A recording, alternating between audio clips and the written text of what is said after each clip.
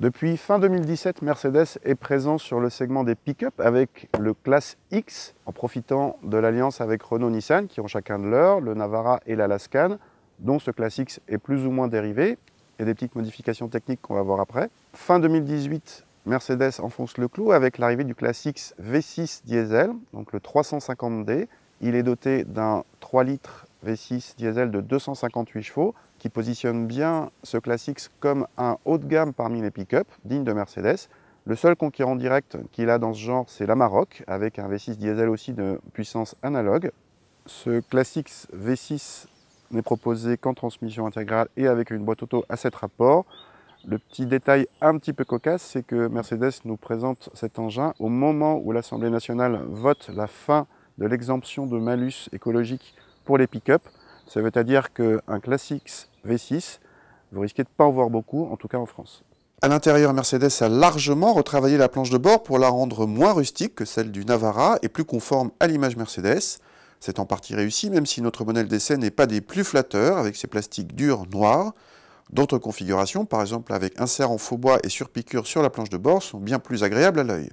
On reconnaît en tout cas l'environnement Mercedes, par exemple avec la molette centrale, le design des aérateurs ou des commodos, ou celui du système multimédia.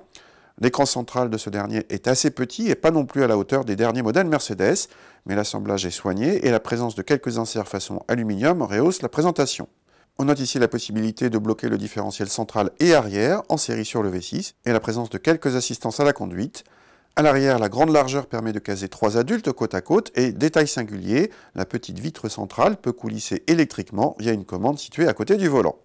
La benne est plus large que celle du Navara, mais en contrepartie, la charge utile du modèle V6 tombe sous la tonne, alors qu'elle est supérieure à la tonne avec le modèle 4 cylindres.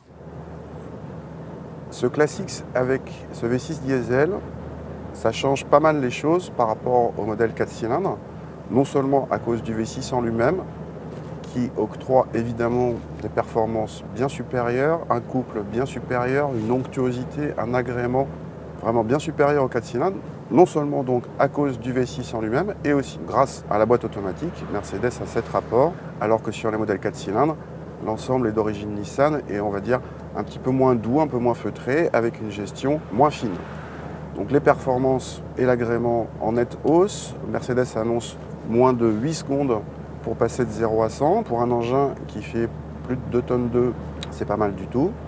On notera au passage que les versions 4 cylindres, lors du démarrage, on a l'impression vraiment d'avoir un bruit de camion, alors que là, avec ce V6 d'origine plus noble, on n'a pas du tout cette sensation, y compris à froid au démarrage.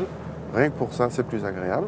C'est d'autant plus agréable dans ce Classe X que l'insonorisation est quand même la meilleure de toute la catégorie des pick-up et d'assez loin. En termes de bruit de roulement, de bruit de moteur, il n'y a que les bruits aérodynamiques qui restent très présents quand même. Pour la partie châssis, on retrouve le Classe X qu'on avait déjà vu, qui est sur base de Navara certes, mais largement transformé.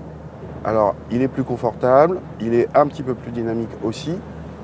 Malgré tout, même si dans le monde des pick-up, c'est sans doute la référence en termes de confort, par rapport à n'importe quel SUV moderne, c'est quand même largement en retrait. N'oublions pas qu'il s'agit d'un châssis échelle.